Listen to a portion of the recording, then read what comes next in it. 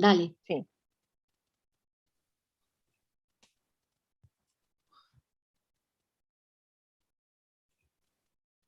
Karime? Sim, boa noite a todos. Bem-vindos à nossa primeira atividade da Apola Brasília 2022. Hoje teremos a apresentação de investigação de Bruno Bonoris. Bruno é psicanalista, membro de Apola Internacional, é docente e investigador na Universidade de Buenos Aires, mestre em estudos interdisciplinares sobre a subjetividade e doutorando em psicologia na Universidade de Buenos Aires e também em psicologia, em filosofia na Universidade Paris 8. É autor do livro O Nascimento do Sujeito do Inconsciente. Passo a palavra a Bruno. Bueno, en principio, muchas gracias por la invitación a todos los colegas de Apola de Brasil en un sentido amplio, a Flavia y a Karime especialmente por contactarse conmigo. Bueno, lo que me interesaba compartir con ustedes aproximadamente durante 45 o 50 minutos son los resultados parciales, si se quiere, de una investigación que vengo llevando hace aproximadamente 3 años, alrededor de los problemas técnicos en psicoanálisis. Tal vez la primera pregunta, a mi modo de ver, importante acerca de la técnica es ¿por qué no se discute tanto de técnica en el psicoanálisis lacaniano?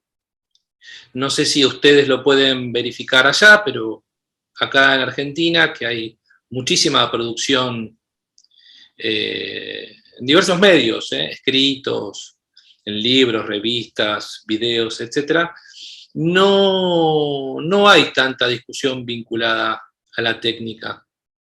Y de hecho, una de las primeras ideas que quisiera transmitir es que no se discute tanto de técnica justamente porque se tiene una conceptualización de la técnica en donde se sostiene de un modo subrepticio, quiero decir, no se dice explícitamente que la técnica es intransmisible, que no se puede transmitir.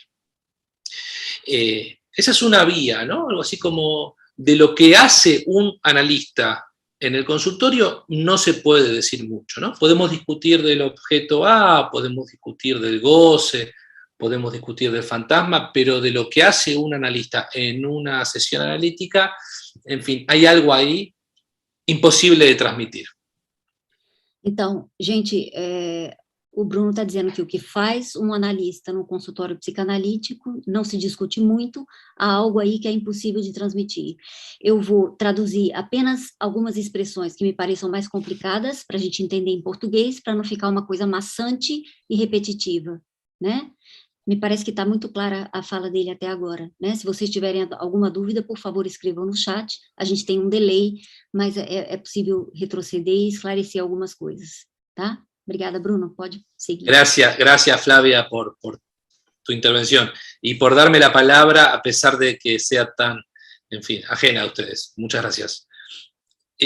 Otra razón que se esgrime en relación a la no discusión de problemas técnicos es que la técnica sería algo así como una especie de corset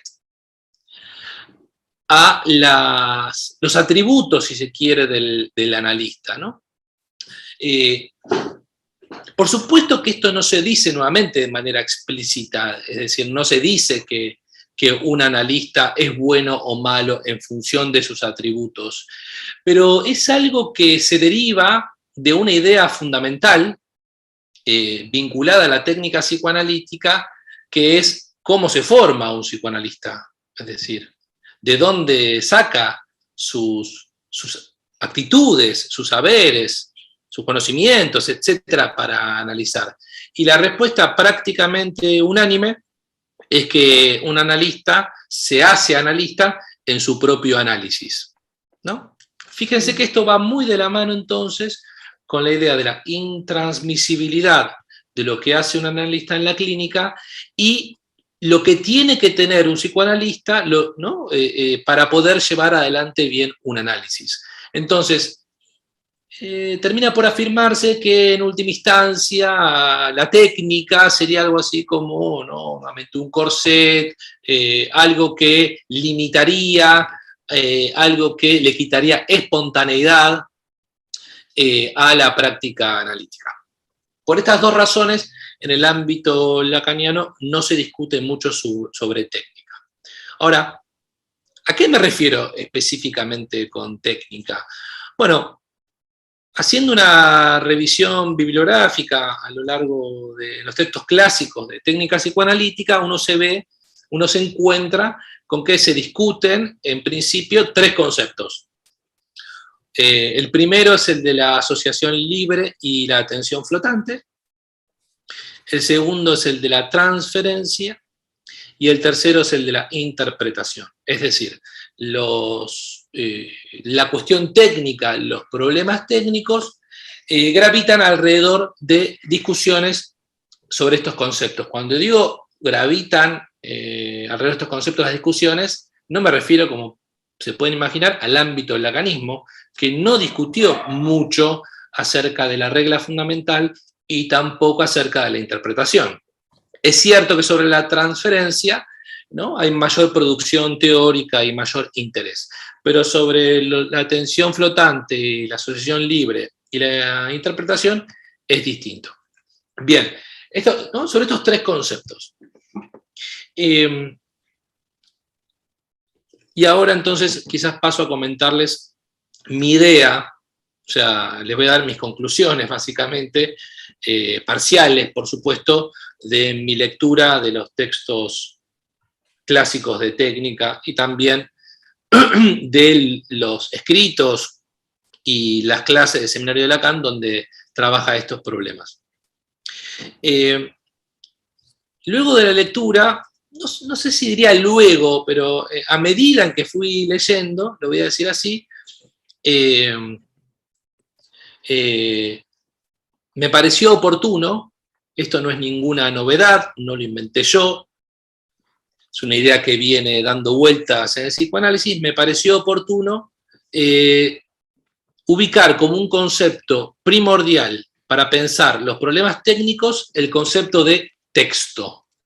El concepto me pareceu oportuno colocar como, né, conceitos primordiais aí o conceito de texto. Correcto, concepto de texto.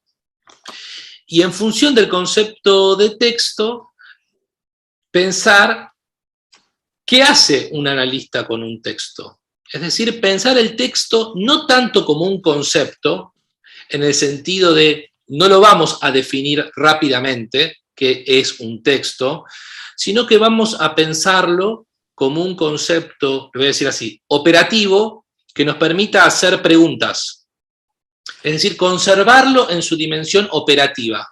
Entonces, no les voy a decir qué es un texto, pero voy a tratar de proponerles qué hace un psicoanalista con un texto. O qué pasa en un análisis con un texto. Y en función del concepto de texto, se me armó la siguiente idea.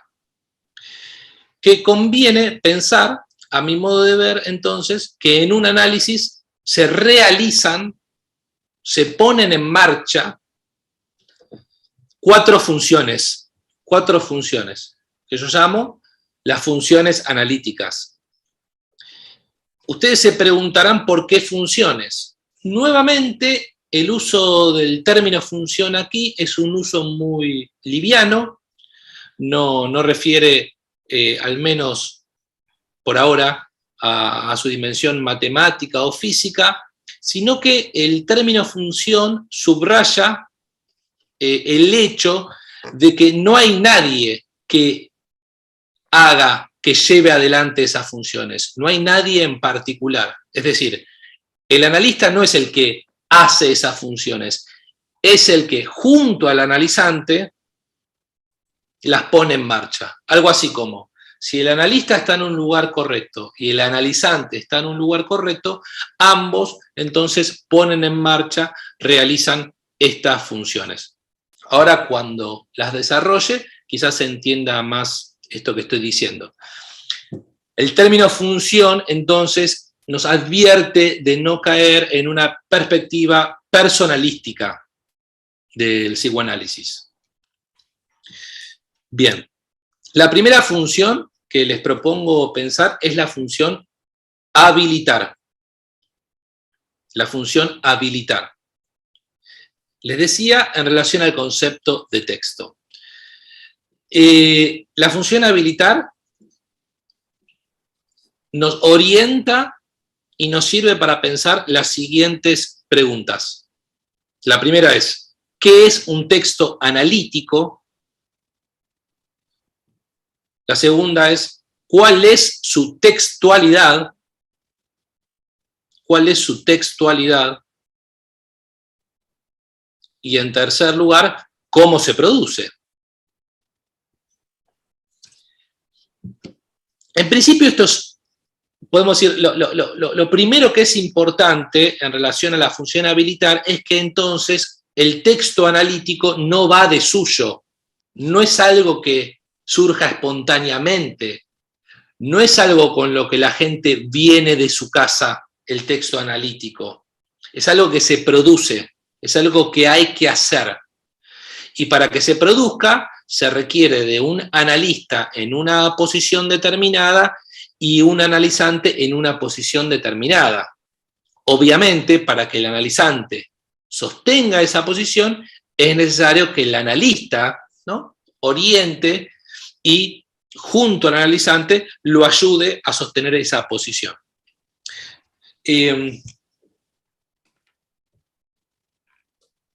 Para pensar la función habilitar, entonces tenemos unos conceptos analíticos de la primera hora, que son la asociación libre y la atención flotante.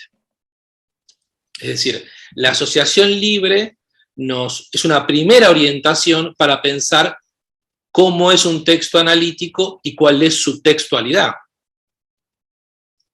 Es decir, en principio la propuesta de Freud,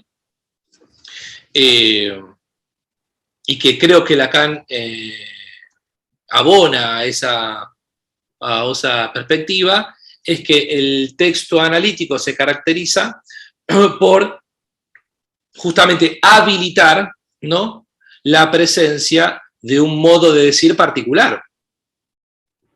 Quiero decir, ustedes seguramente no hablan igual cuando van a conversar con una amiga o un amigo, cuando conversan con sus hijos, cuando conversan con un cura, que cuando van a un analista. ¿Por qué? Porque el analista les propone un modo de hablar específico. Por ejemplo, les dice, si a usted se le ocurre algo que le parezca que no tenga importancia, que le cruce la idea algo que le parezca, igual dígamelo, igual dígalo. Si usted se le presenta algo que le parece que está fuera de la trama, que le parece que no tiene nada que ver con lo que está diciendo, igual dígamelo, ¿no?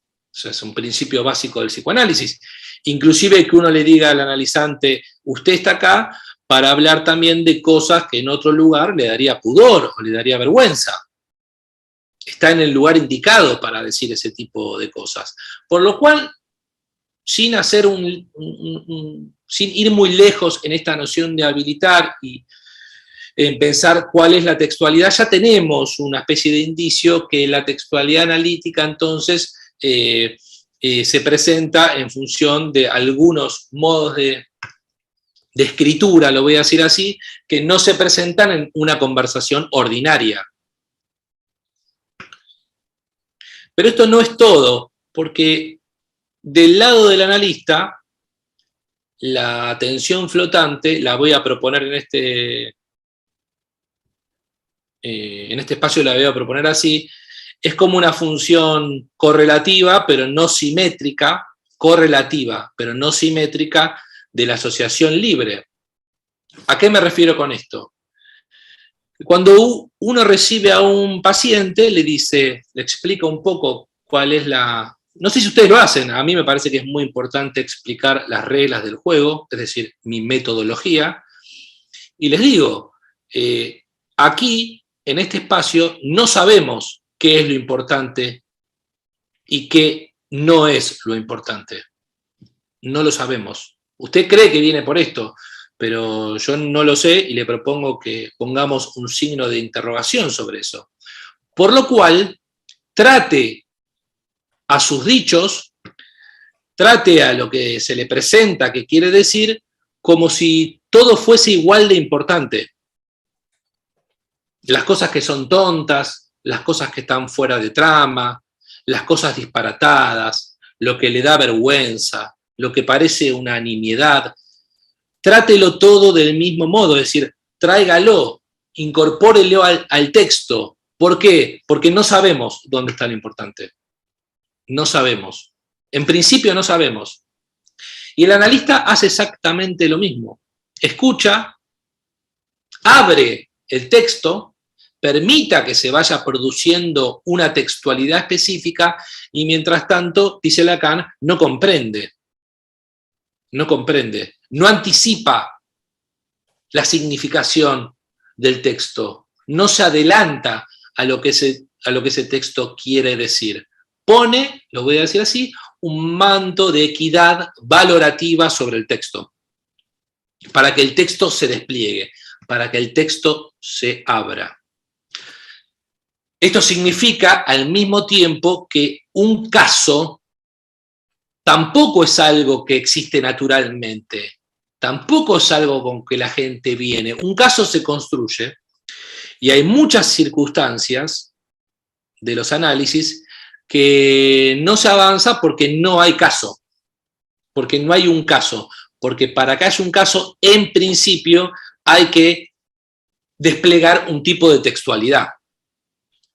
Un ejemplo muy sencillo. Si yo convoco a Flavia para que haga un comentario psicoanalítico de un caso y le entrego una historia clínica psiquiátrica, no va a tener nada para leer. Un ejemplo más burdo, si yo les entrego los comentarios de un partido de fútbol, ustedes como psicoanalistas, ¿qué van a hacer? Me van a devolver el texto y van a decir, yo esto no lo puedo leer. No tengo nada para decir. Aquí no hay un caso psicoanalítico. Para que haya un caso psicoanalítico necesitamos producir un texto psicoanalítico. Bien. Con respecto a la atención flotante, hay un gran problema en la clínica lacaniana, en la clínica psicoanalítica lacaniana, es que los psicoanalistas, muchos psicoanalistas, creyeron que la atención flotante no solo era un modo de escuchar al paciente, sino también que era un modo de interpretar. Es decir... Então, muitos psicanalistas acreditaram que a atenção flutuante... Acreditaram. ¿no? Que la atención flotante servía también para interpretar. Es decir, que el analista interpreta en estado de atención flotante, ¿no? Algo así como...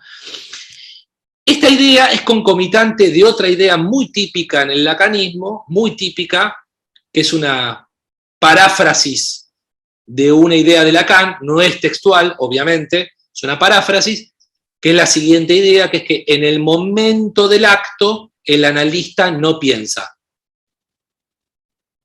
En el momento del acto, el analista no piensa. ¿Se dan cuenta que hay un montón de ideas que están relacionadas entre sí y que forman un aparato conceptual muy poderoso que se fundamenta, a mi modo de ver, justamente en esta idea de que el analista se hace en su análisis. Entonces, en el momento del acto no piensa porque no le hace falta pensar, porque ya hay algo, ¿no? Digámoslo así, en su propio vínculo con el saber, que le permitiría escuchar con su propio inconsciente. Bueno, evidentemente me opongo a esa propuesta porque para mí la atención flotante no es un método que sirva para leer textos, sino que es un método que sirve para producir textos. Son dos cosas bien distintas. De hecho, para leer un texto hay que salir de la posición de atención flotante. Porque leer ya significa seleccionar.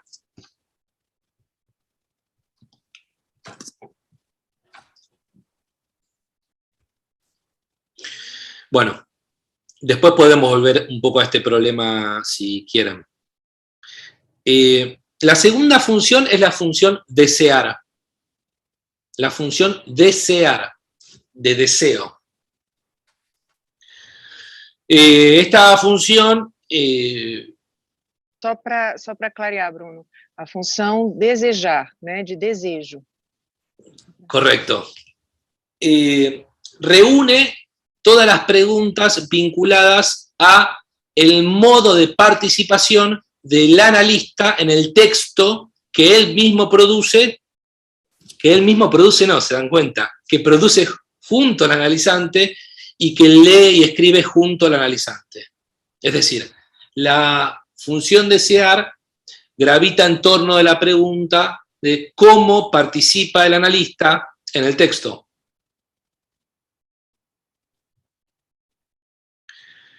Una respuesta muy sintética, anticipada y que habrá que investigar mucho mejor es que el analista está al interior del texto. O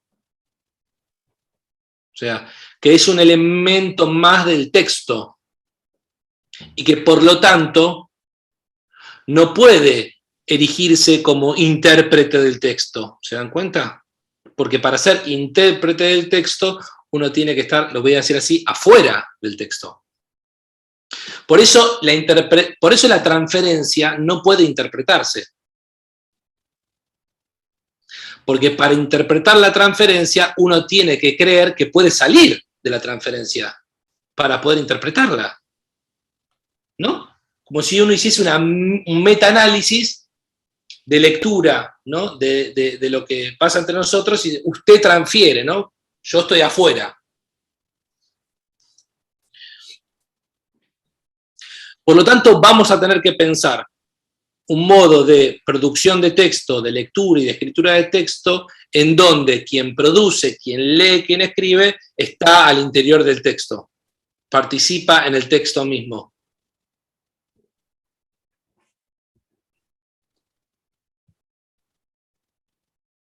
Inclusive ahí uno podría empezar a decir algunas cosas, como por ejemplo, que entonces un analista no interpreta, sino que recorre el texto, por ejemplo.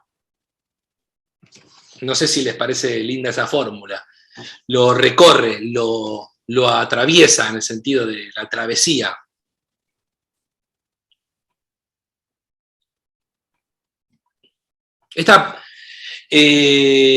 Lacan propuso algunos conceptos importantísimos para pensar esto. El principal, por supuesto, es el de deseo del analista.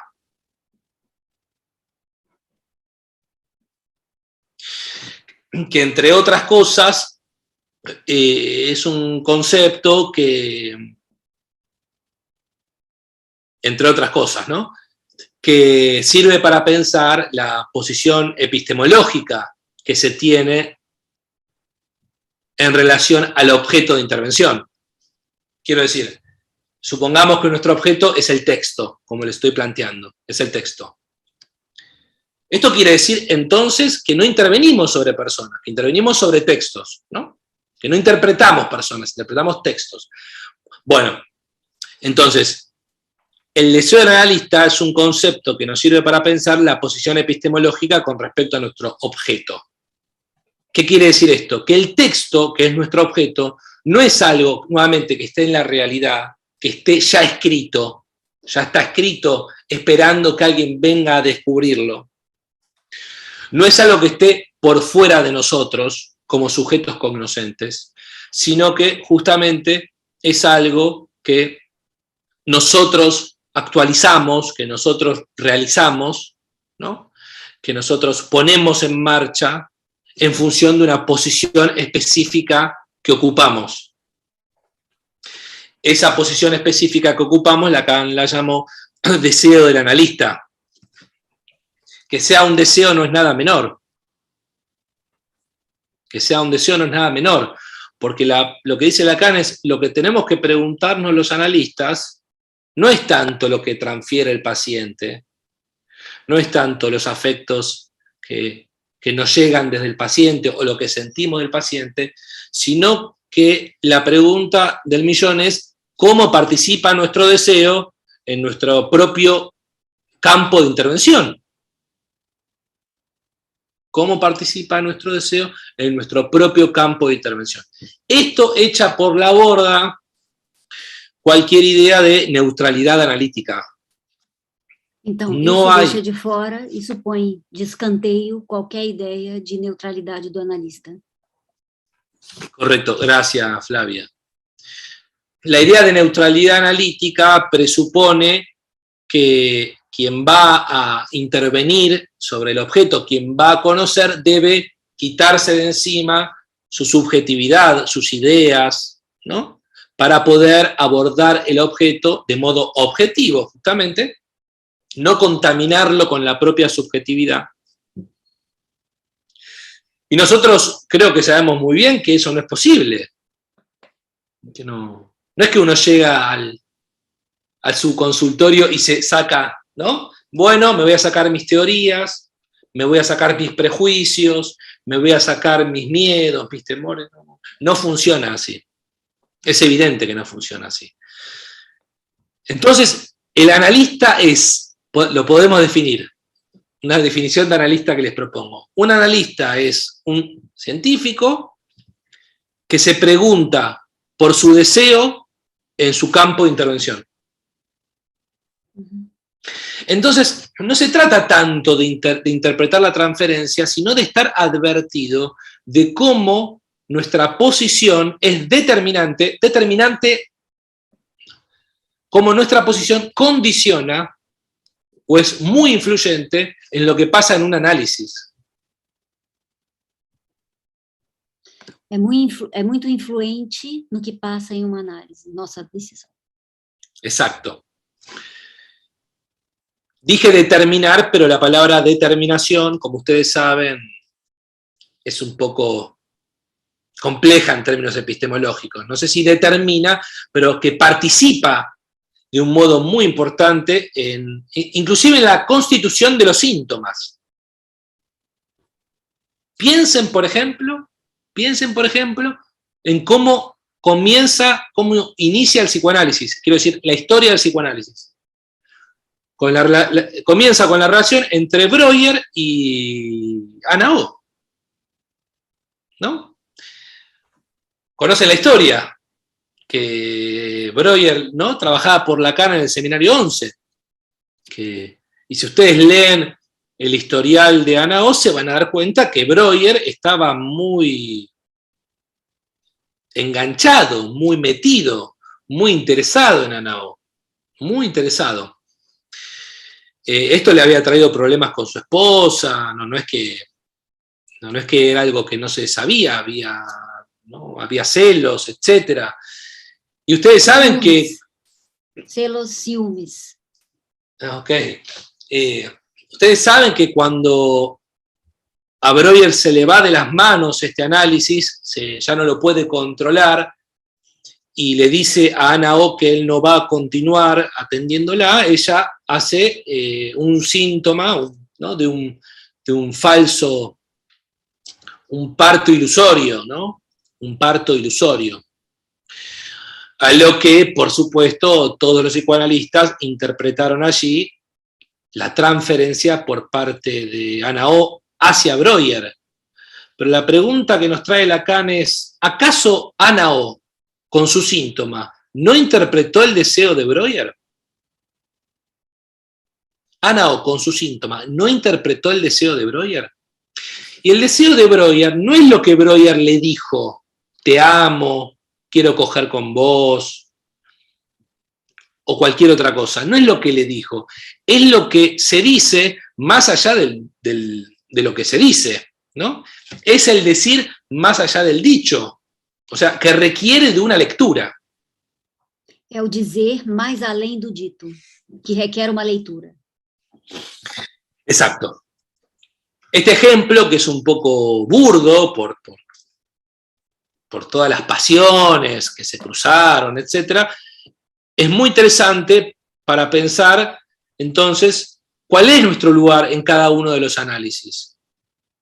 Cómo, entonces, los síntomas, las fantasías, las imágenes, los imaginarios, los significantes que leemos, no es algo que esté afuera de nosotros y que nosotros leamos neutralmente. Nosotros estamos completamente implicados y hay que pensar cómo. Hay que pensar cómo. Bueno, la tercera función que les quiero proponer es la función de leer, la de la lectura. Y básicamente la pregunta que se vincula con esta función es ¿cómo lee un psicoanalista? Más específicamente, ¿cómo lee un psicoanalista si no tiene ninguna clave de lectura? Porque... Chave, como um psicanalista pode ler se ele não tem nenhuma chave de leitura? Exactamente. Ustedes saben que a lo largo de la historia del psicoanálisis existieron como dos posiciones contrapuestas. Por un lado, ¿no?, el Freud de la interpretación de los sueños, un Freud muy apegado al texto mismo, al despliegue del texto mismo, a las asociaciones libres, es decir, un Freud que está, podemos decir, un Freud fiel al texto, y al mismo tiempo un Freud sostenido en hipótesis psicopatológicas que orientaban su lectura,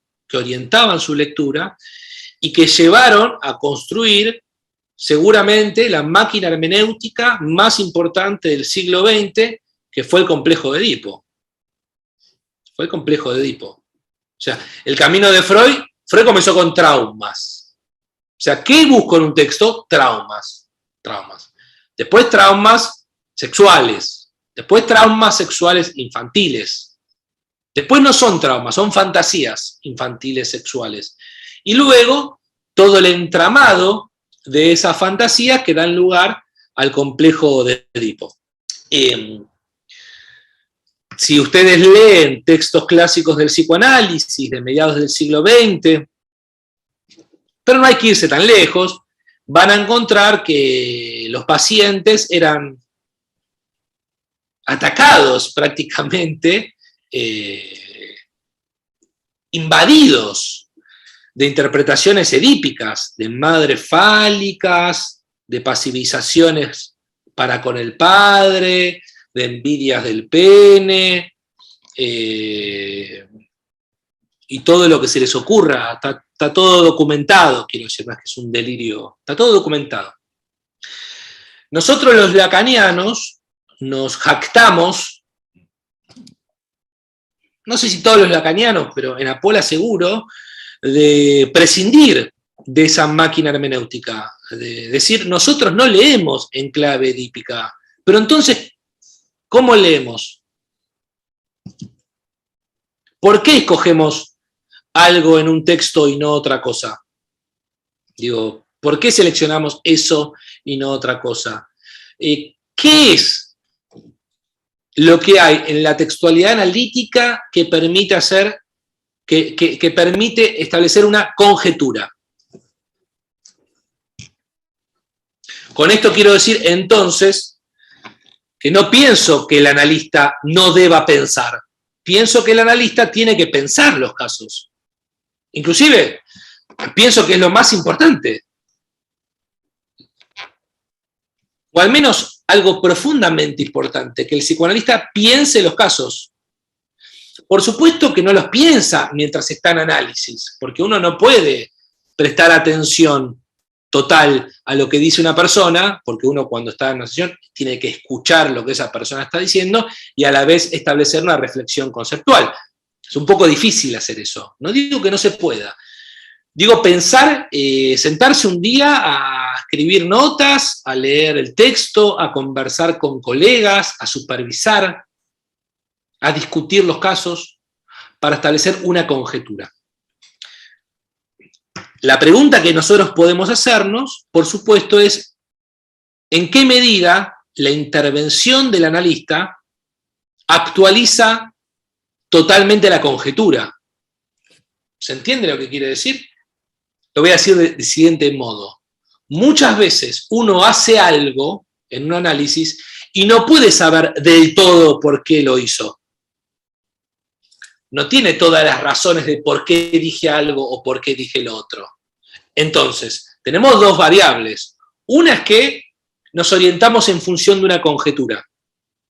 La segunda es que lo que hacemos no coincide completamente con la conjetura. Por lo cual hay que pensar también retroactivamente la intervención para saber qué fue lo que la comandó. ¿Por qué dije lo que dije? ¿Por qué hice lo que hice?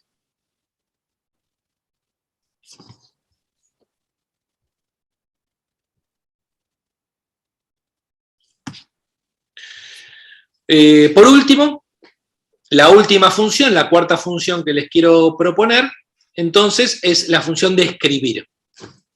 Escribir. Una de las razones fundamentales por la que planteo esta función es porque el establecimiento de la conjetura no coincide con su incorporación.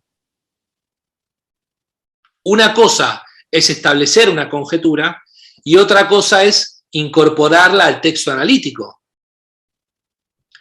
¿Por qué traigo esto? Porque una cosa es preguntarse cómo funciona el texto, inclusive, si quieren, qué dice el texto, y otra pregunta es cómo incorporar esa lectura y cuándo incorporar esa lectura. Yo no sé si para ustedes no es importante pensar los modos de incorporar una conjetura. A mí me parece fundamental. Hay una frase de Lacan, voy a ser un poco desprolijo porque no me acuerdo dónde está, una frase de Lacan que me acuerdo muy patente porque me impactó, es que una verdad depende también del tono en que es dicha. Una verdad depende del tono en que es dicha. Un problema clínico muy típico es el siguiente, que los analistas tal vez establecieron una buena conjetura en función del material, pero que se apresuraron a incorporarla. Porque a veces uno tiene una carta, esto es una metáfora que utiliza Alfredo muy seguido, a veces uno tiene una carta, pero se la guarda, no la juega inmediatamente. Espera un momento adecuado para jugar esa carta. Inclusive, deberíamos preguntarnos cuál es, lo voy a decir así, la estética de la interpretación, de la intervención, de la escritura. Una conjetura, ¿cómo se dice? ¿Cómo se dice? Lo pregunto porque hay muchos modos de decirlo. Hay modos más largos, modos más cortos, modos más explícitos, modos más enigmáticos. Por lo cual creo que esta función nos va a servir para preguntarnos lo que yo llamaría la estética del corte o la estética de la escritura.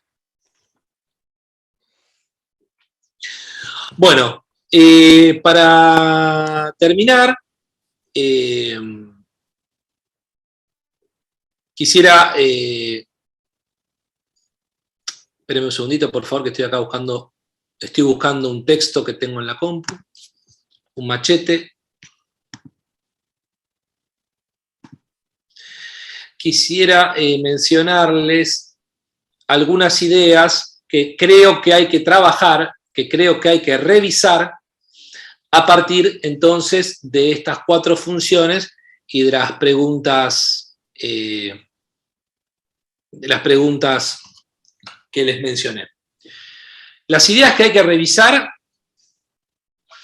las ideas técnicas que hay que revisar en el lacanismo son que la clínica es posterior y exterior a la experiencia. Esta es una idea muy típica en el lacanismo. O sea, la idea de que está la experiencia y luego viene la clínica, es una idea muy ingenua, epistemológicamente hablando. A mi modo de ver, también es falso decir que primero viene la teoría y después la experiencia. A mi modo de ver. Pienso que es la misma trampa, pero al revés. Este problema se soluciona diciendo que ninguna viene primero. No se puede establecer que viene primero. De hecho, si ustedes leen lo que dice Lacan al respecto, van a ver que plantea una relación, yo lo planteo así, moebiana, entre la teoría y la experiencia. Básicamente no se pueden separar.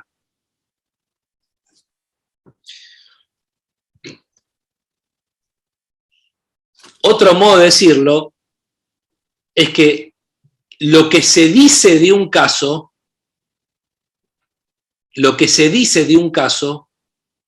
no es tan fácil de separar de lo que se dice en el caso, en el análisis. ¿Se entiende? Lo que se dice de un análisis no es tan fácil de separar de lo que se dice en un análisis. Lo que pasa en la experiencia y el modo en que la experiencia se piensa no es tan fácil de separar, y es un poco absurdo creer que la clínica es analizar lo que ya pasó, porque lo que ya pasó está mediatizado por saberes. Por saberes. Y con saberes en un sentido amplio. Teorías, prejuicios, por los propios fantasmas del analista, por saberes. Por lo tanto, conviene que uno esté advertido de cuáles son los saberes con los que yo llego a la experiencia. La segunda idea que hay que trabajar es el analista interpreta en estado de atención flotante. Ya dije algo de eso. La tercera idea es que el propio análisis es lo más importante para ocupar la posición del analista. Es una idea muy clásica en el lacanismo. La idea de que lo más importante es el propio análisis es concomitante con todas las otras ideas.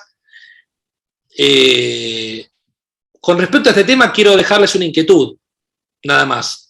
Yo obviamente creo que es importante que los analistas se analicen. Desde ya. De hecho, no entiendo cómo alguien que hace psicoanálisis no se analizaría. Me parecería muy raro. Quiero decir, no toda la vida, pero no, si uno se dedica a hacer psicoanálisis que no haya ido a un psicoanalista, es sospechoso, convengámoslo, sospechoso. Ahora, dicho esto, ¿ustedes conocen muchos psicoanalistas que no se analicen? Yo no conozco ninguno, excepto que me mientan. Los analistas nos analizamos un montón, 30 años, pagamos departamentos, vendemos autos por analizarnos, todo. Por lo cual mi pregunta es, ¿por qué se insiste tanto en ese tema? ¿Por qué se habla tanto de que lo más importante en la formación del analista es el propio análisis cuando todo el mundo se analiza? La verdadera pregunta es, ¿por qué se desprestigia tanto todo lo que tenga que ver con alguna abstracción? ¿Alguna abstracción? Alguna abstracción. Teoría, concepto, teorías, conceptos, ideas, conversaciones clínicas. Por lo cual, en ese sentido, yo soy muy freudiano, me parece que, o sea, no veo ninguna necesidad lógica, pero si yo tuviese que recomendarle a alguien, ¿qué tengo que hacer para ser analista? Yo le diría, bueno, lee textos psicoanalíticos, lee otras cosas, informate sobre el campo del saber, sé un tipo curioso, discutí los casos con tus colegas y analizate.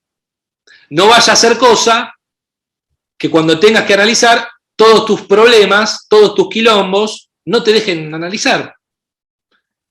Yo no sé si ustedes comparten esto conmigo, pero yo soy mucho peor analista cuando estoy tomado por un conflicto personal. Me resulta muy evidente. Estoy analizando y digo, no estoy pudiendo trabajar bien porque tengo algo que no me deja. Eso de un modo explícito y consciente. Luego, por supuesto, todo lo que no sabemos, ¿no? Y que hay que trabajarlo. Bueno, ya voy terminando. Otra idea es que el análisis comienza cuando el paciente deja de quejarse de sí mismo y se hace responsable de su padecer. No lo voy a trabajar, pero esa idea es falsa. Otra idea es que en el momento del acto el analista no piensa. Otra idea es que la base de la transferencia es el amor.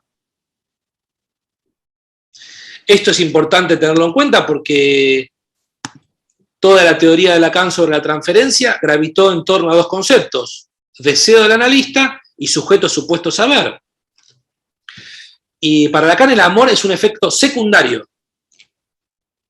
del pivot, de la base de la transferencia. Es decir, que nos centramos muchos en los problemas del amor, pero si queremos seguir a Lacan, quizás su propuesta sea muy interesante, tenemos que seguir los hilos del saber y del deseo. Un par de ideas más y ya cierro.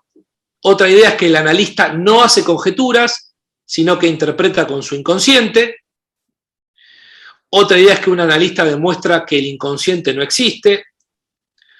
Otra idea es que el inconsciente emerge por medio de la asociación libre. Y la última es que el analista se dirige hacia el sinsentido, que apunta hacia el sinsentido con un sinsentido, ¿no? O sea, que dice un sinsentido para ir a un sinsentido. Todos este grupo de ideas, este grupo de, como dice, de enunciados, para mí están profundamente relacionados entre sí, conforman un aparato teórico, y mi propuesta es que estas funciones que les traigo nos pueden servir para traer propuestas alternativas. Ya dije alguna de ellas, apenas las anuncié, pero bueno, les propongo pensar que con esta investigación se va a dirigir entonces a revisar este conjunto de ideas y hacer propuestas alternativas a ellas, con el espíritu de que es muy importante discutir cuestiones técnicas dentro del lacanismo. Bueno, muchas gracias. Gracias a vos, Bruno. ¿Puedo empezar? Há muitas perguntas. Bruno, vou falar em português. Se você precisar, tento traduzir, tá bem? Ok. Uhum. Ok? O problema que eu vejo na tua proposição de analisar-se para ser analista é justamente esse para ser analista. Como sustentar uma análise com essa finalidade? Porque o exemplo que tu traz é quando existem conflitos pessoais, isso te atrapalha na sua função de analista. Pero há aí os conflitos pessoais, né? Não vejo como pode se sustentar uma análise para ser analista, com essa finalidade somente. ¿Eh? Sí, entiendo la pregunta. Lo que sucede es que lo que yo creo es que no hay nada, absolutamente nada, que garantice que alguien ejercite, trabaje como un psicoanalista. Nada. Lo que veo son buenas razones. Nada más que eso. O sea, no veo ninguna necesidad lógica en ninguna de ellas. Porque vos me podrías decir, bueno, una necesidad es estudiar, pero ¿estudiar qué? ¿Qué cosa? ¿Estudiar qué cosa? Freud, Lacan, topología, lingüística, matemática, física, filosofía, ¿no? No, yo particularmente no me animo a decir que... Algo que te permita armar una clave de lectura. Y bueno, pero eso es demasiado amplio, Flavia. Puede ser Me imagino 1.000.000 de cosas que te permitan hacer eso. Entonces, yo, desde mi perspectiva, no encuentro ninguna razón necesaria, lógicamente hablando. Tampoco la de analizarse, por supuesto, no creo que haya ninguna necesidad lógica de analizarse. Sí encuentro que es coherente, me parece razonable, me parece una buena idea. A mí si alguien me pregunta, Bruno, ¿a vos te parece buena idea que yo me analice si soy analista? Yo le diría que sí. Digo, y de hecho creo que casi todos pensamos lo mismo. Me parece. Si no, no iríamos a análisis. O sea, quiero decir, no vamos exclusivamente para eso, pero creemos que algo de eso es importante para nuestras vidas, pero también para nuestro trabajo, digo, que forma parte intrínseca de nuestra existencia, de nuestras vidas. Especialmente nosotros, que estamos tan locos con lo que hacemos. Somos gente bastante rara.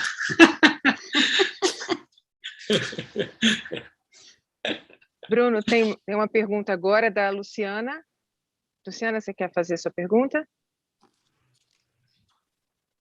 Quero Você sim. está sem som. Agora estou com som? Tá. Sim. Uhum.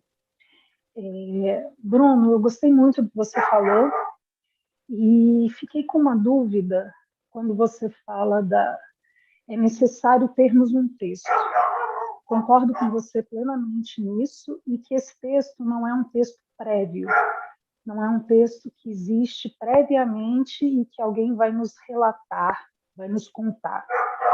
Eu tendo a pensar essa ideia muito próxima da noção de escritura em Roland Barthes, que é diferente da descrevência, que seria essa, de um texto prévio que alguém me conta, né? Mas a escritura como sinônimo de um texto que se dá no momento desse encontro, digamos assim, desse deslocamento. E aí eu fico com uma dúvida sobre qual seria a diferença entre escrita e leitura. Porque se isso se dá, né, nesse encontro entre analisante e analista, como que a gente conseguiria diferenciar quais são as particularidades de uma escrita e quais são as particularidades de uma leitura, se você mesmo coloca que não se trata de uma interpretação, se nenhum e nem outro estão fora desse texto. E eu concordo contigo, isso é uma questão que me ocupa. Ok, bueno, me parece muy pertinente la pregunta porque no sabría bien cómo responder. Digo, quiero decir lo siguiente. Entiendo que la diferencia entre lectura y escritura que propongo es propedéutica, es para que podamos pensar algunas cosas, pero de hecho me animaría a afirmar que toda lectura es lectoescritura. Me animaría a afirmar eso. Pero creo que puede servirnos esa diferencia justamente para pensar la diferencia entre el establecimiento de la conjetura y todas las preguntas que surgen alrededor de cómo y cuándo incorporarla. El ejemplo típico es la supervisión. Ustedes van a una supervisión, se les propone una lectura del caso, ¿no? Inclusive una lectura de su propia posición en el caso, y ustedes se van con una idea del caso. Pero luego, ¿cómo incorporan esa lectura, esa conjetura? Me parece que está bueno tener separados conceptualmente, inclusive propedéuticamente, estas instancias para preguntarnos, para abrir las preguntas relativas a lo que yo estoy proponiendo ahora como el cómo y el cuándo de la interpretación. Me parece que son preguntas que mucho no se hacen y que además traen un tema muy áspero para nosotros, los psicoanalistas de Apola, que es el problema del estético. Es un problema estético, el problema, inclusive hasta me animaría a decir, el problema del poético.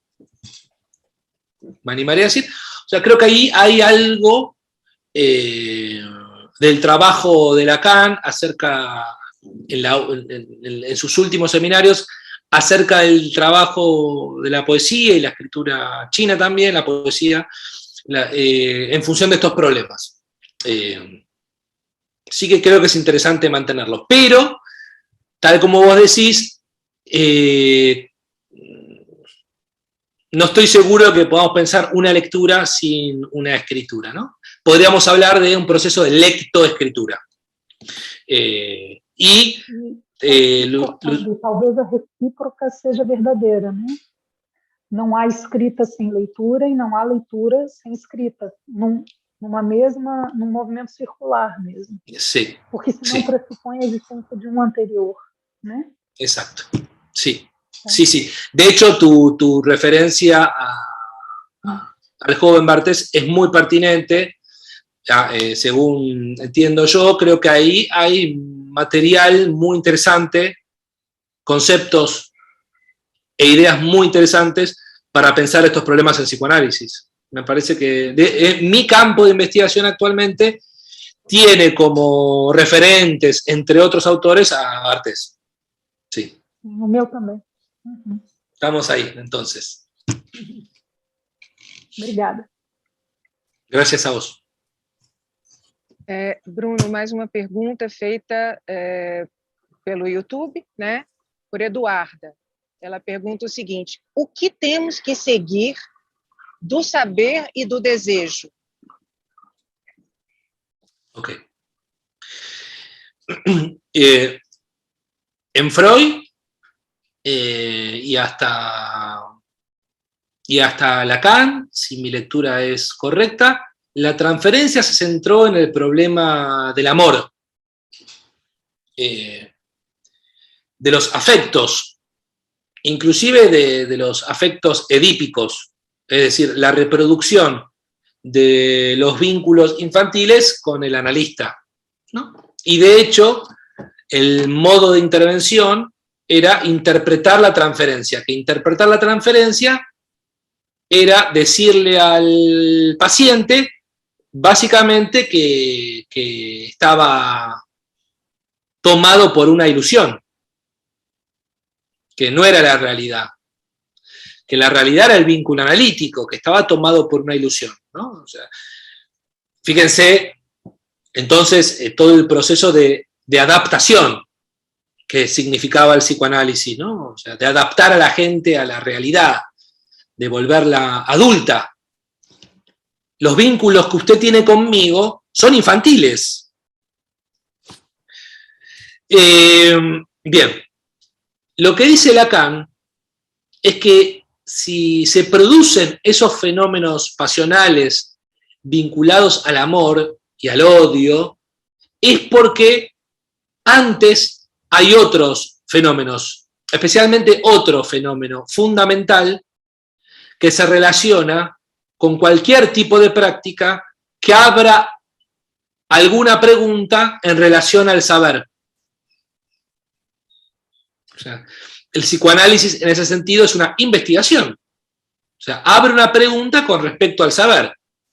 De hecho, podríamos definir al síntoma, el psicoanálisis, como una interrogación en términos de saber sobre el sufrimiento. Yo diría que eso es un síntoma para nosotros. Una interrogación en términos de saber sobre el sufrimiento. Dice Lacan, una vez que se abre esa pregunta, surge un prejuicio. Automáticamente, es inevitable. Se presenta un prejuicio. Ese prejuicio es el sujeto supuesto saber.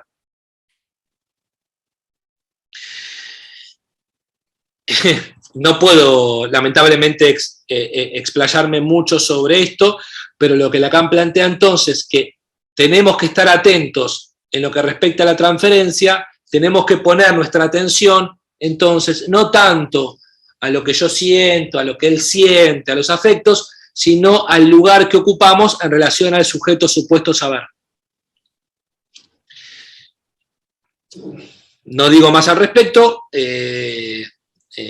bueno, ya lo pueden investigar.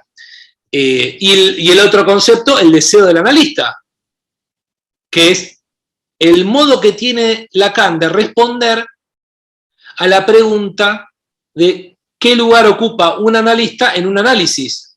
Invertir la pregunta, porque la pregunta del psicoanálisis era ¿qué lugar ocupa el paciente en este análisis? Pero Lacan dice, al banquillo tiene que ir el analista. Debemos invertir la pregunta. Debemos preguntarnos por el deseo del analista. Entonces, en resumen, si a ustedes les interesa pensar la transferencia en Lacan, es muy importante que piensen estos dos conceptos, sujeto o supuesto saber y deseo del analista. Y lo que pasa con relación al amor es un efecto constituido de algo que es constituyente, algo que es transfenoménico, el sujeto supuesto saber. Por lo cual, entonces, es una orientación para pensar la transferencia en función de estos dos conceptos, saber y deseo. Gilberto, você também gostaria de fazer uma pergunta? Sim.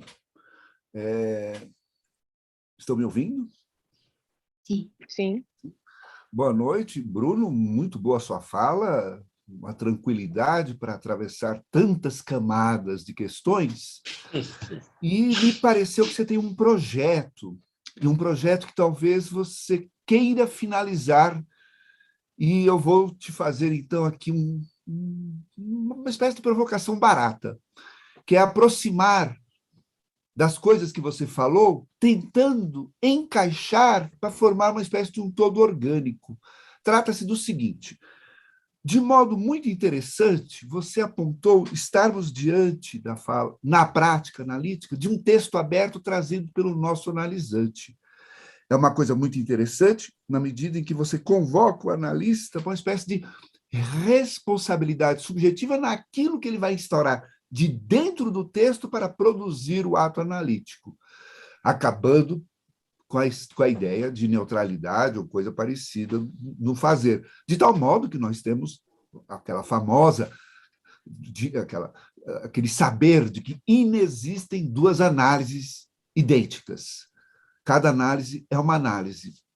Mas o que me deixou curioso foi que, ao mesmo tempo, você meio que deixou em segundo plano a relação com a teoria para valorizar a dinâmica da prática, para, no segundo momento, fazer um elogio da abstração e da relação com a teoria. Na resposta que você deu para a Luciana, entrou em cena a noção de escritura, que é para onde apontou a sua fala no final, que me pareceu ser o jeito de, ao mesmo tempo, lidarmos com a singularidade do ato analítico sem queimar as bibliotecas. Afinal de contas, a pergunta, qual é o lugar das bibliotecas? Como ler Lacan para Louis Mendes nessa história? Perfecto, te agradezco. Mira, les cuento algo, para que sepan cuál es mi postura en el asunto. Dentro de muy poquito tiempo voy a publicar aquí un libro, en marzo, más o menos, que va a presentar respuestas parciales sobre este tema, porque la investigación sigue. Específicamente, la respuesta parcial es que encontré en textos, casi todos, de psicoanálisis, o sea, una lectura de textos psicoanalíticos.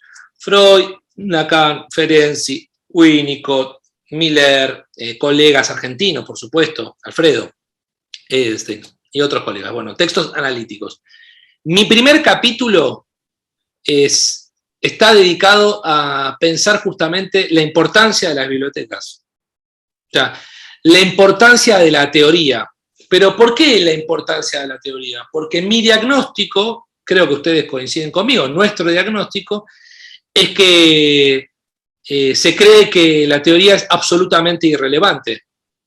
Inclusive, personas que tienen 2 doctorados, que son jefes de cátedra, dicen que leer no sirve.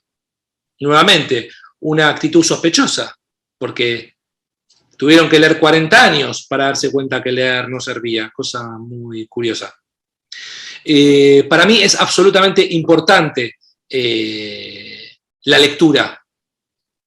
Y la lectura en el sentido ahora más clásico del término, sentarse a leer textos. Nuevamente, ¿Qué le recomiendo a un analista novel que recién empieza? Leer también, quiero decir, leer textos, inclusive leer todo texto como si fuera un texto analítico.